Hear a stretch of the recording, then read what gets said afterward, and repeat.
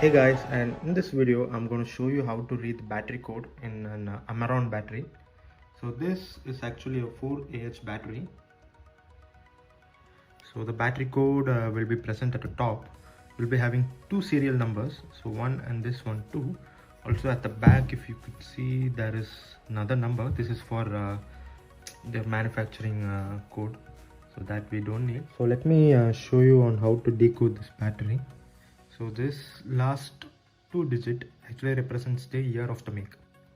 So 20 means it was made in 2020, and this H indicates the month which it was made. So A means it is made in January, B is Feb, so H is actually August. So this battery was made in August. So this is how you can decode your battery. And another way to decode your battery is through this serial code.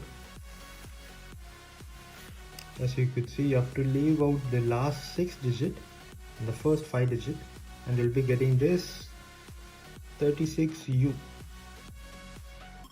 So this U represents the year.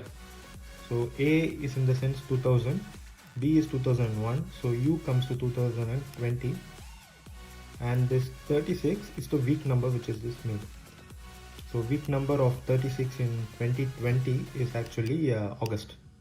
So this is how you can read the battery code in Amaron.